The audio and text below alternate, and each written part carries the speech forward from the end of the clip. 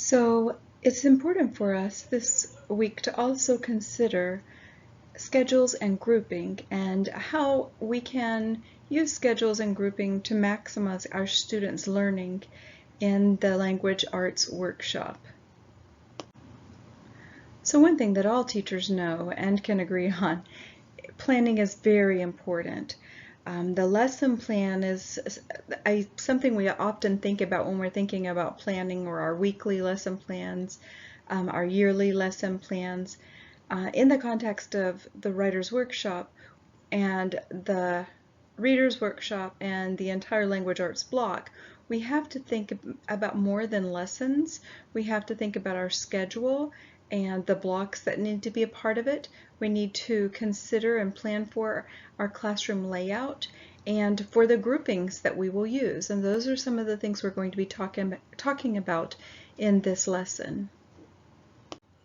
Now, I would like to start off by saying that some of you may have heard of the book The Daily Five, and perhaps some of you are even using this method. I am going to be describing an alternative method. However, should you have time to read The Daily Five, you'll find a very doable method that can work much more seamlessly and with less effort than when we're trying to do things in the way we're going to be describing. So I'm not going to be teaching you about how to do that today, other than to say the 5 tasks of the Daily Five are read to self, read to someone, work on writing, listen to reading, and word work.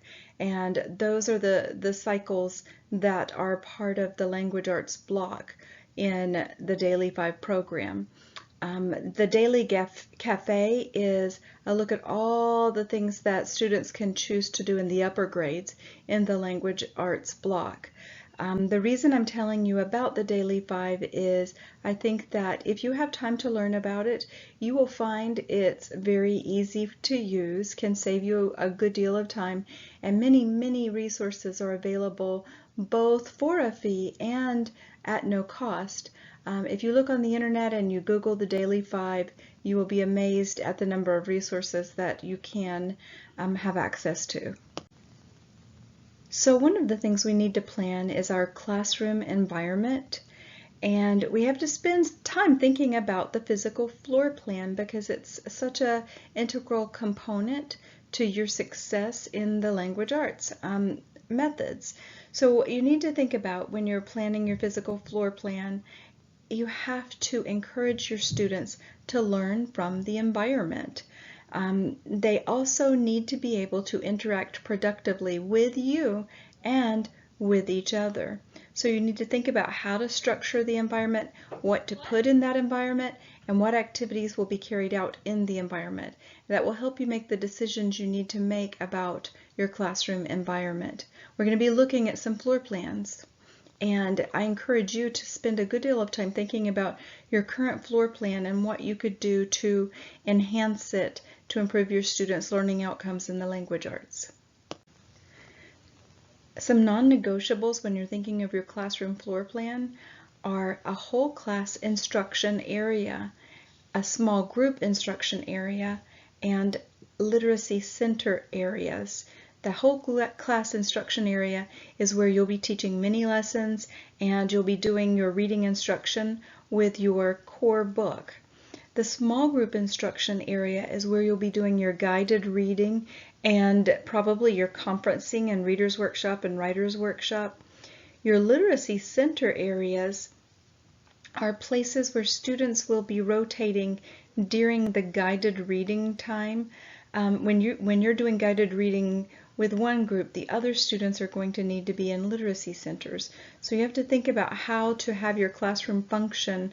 I always like to have my small group area where the teacher time takes place. I like to have a kidney table because that's the most effective shape of a table for conducting this type of activity.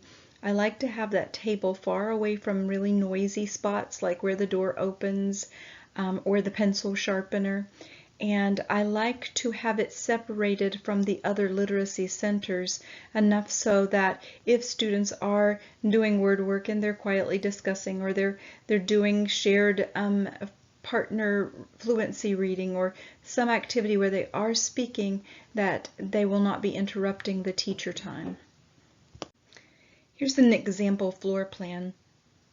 You can see that the teacher's desk is kind of out of the way. There's a computer area, and there's a table, a large table, where two actually, where students could work in a small group setting. If you see the large area that's kind of empty toward the bottom of the floor plan, that might be a potential area to have a whole class place for students to meet for share time for writer's workshop and reader's workshop. However, I would think that it would need to be a good bit larger if you have quite a few students in your room. Here's another example of a floor plan. You can see there's a group table, there's a reading rug near that. The reading rug is probably where the teacher conducts the mini lessons for readers and writers workshop. Here's another floor plan. This one would be for kindergarten, and you can see that there's a language and literacy area in the bottom right. There's also a family living area, and then there's a big meeting area. Something that it's very important to think about when you are planning where you're going to put your table for your teacher time for literacy rotations. You must be able to see the entire room from a seated position there, so that you can always know what is happening and if your students are safe in making good choices. So that whole class instruction area will need to be near a whiteboard or a smartboard, maybe even a whiteboard on an easel if you need it to be. It's good to have carpeting or a rug with squares or circles so that students can have a structured spot to call their own. It's important to have an overhead projector or controls for a projector and smart screen there in your whole class instructional area, a CD player or MP3 player of some kind, an easel with chart paper, and a place to put your big books. It needs to be clear visual instructions. Have a chair for you and have a bin with your supplies, the kinds of things you would need while you're teaching. This is what a whole class instructional area looks like in one classroom.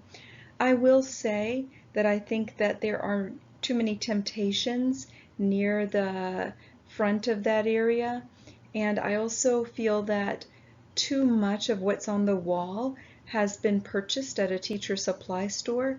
We should be making the things that are on our wall not to be beautiful, but to be used for students to reference.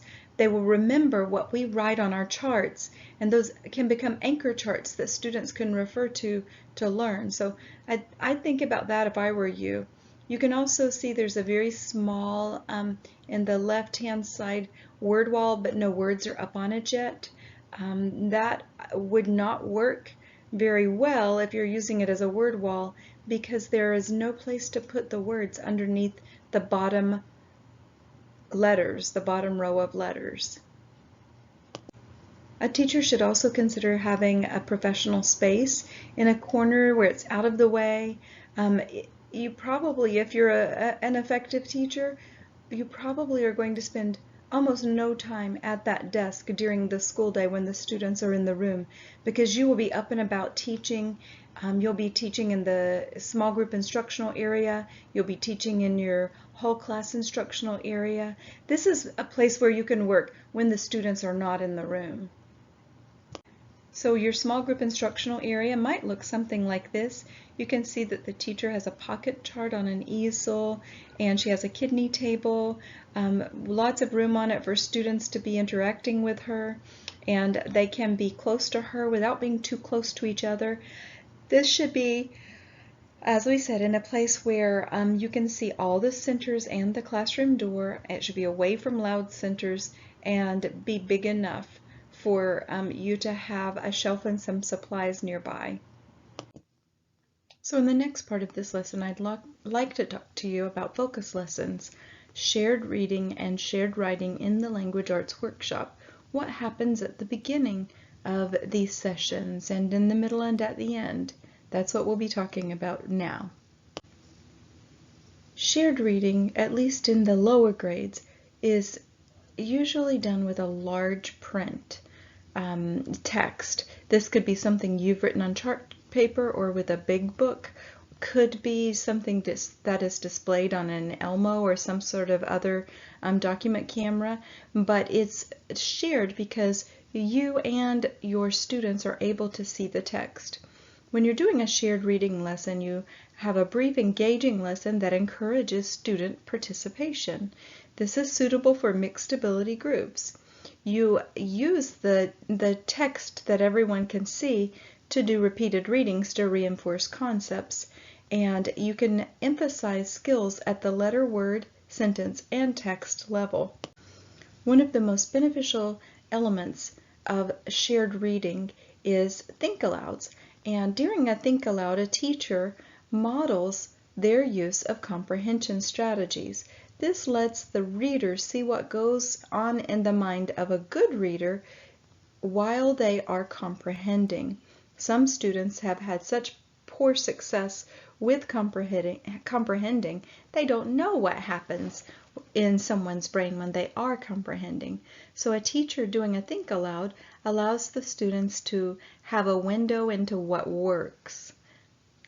For example, if I were to be reading a book and I wondered why the author chose to have a particular character do something, I might pause in my reading and say to myself, I really wonder why the author had that character do that. This doesn't make sense to me here because that's not the type of character I thought that they were. And you can just let them see that in your mind you're asking questions, and that's something that good readers do. You may do this when you're long before you formally introduce a strategy.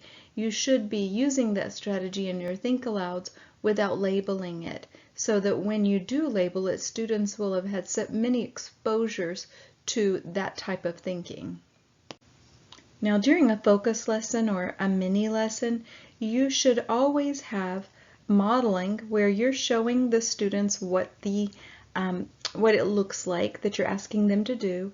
Then you should have scaffolding. Usually this is done where you give feedback during a guided practice, and then they can do practice with a partner while they're still on the rug. They're in the whole class instructional area, and you're watching and coaching them as they're trying out the new skill. Now, one of the most famous theorists in education is Lev Vygotsky, and he is an advocate of the model that I just spoke about.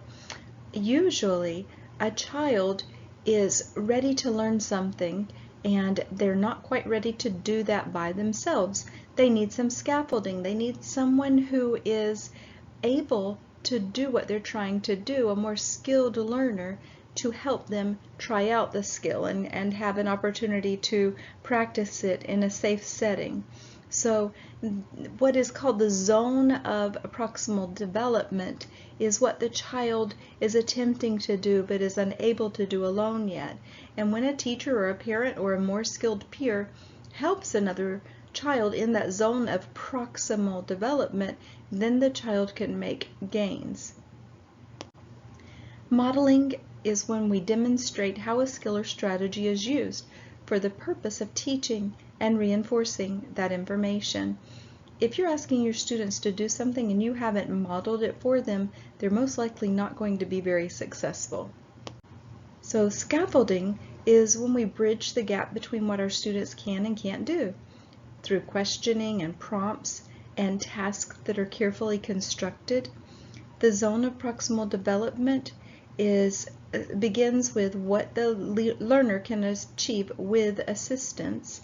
If we keep them there to the point where they have learned and they can do it independently, but we keep teaching them there, that leads to boredom. If we try to make them do things that they are not ready to do independently, then that leads to anxiety.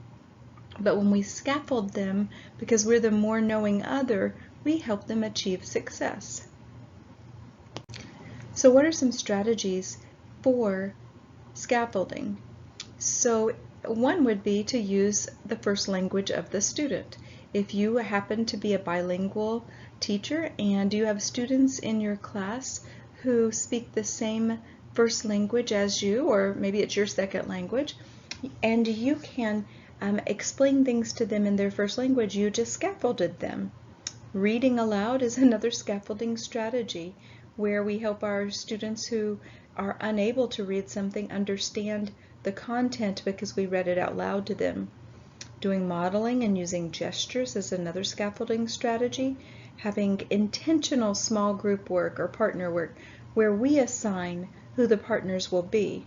We don't want to think we're doing scaffolding when we let the students choose, because that's not intentional enough. You may end up with two very weak students as partners. So you have to do that intentionally if you want it to be a scaffolding strategy. When we use sentence starters or structures such as I know blank because blank, then we have scaffolded students' ability to demonstrate what they comprehend. When we connect to what students already know, we just have scaffolded them.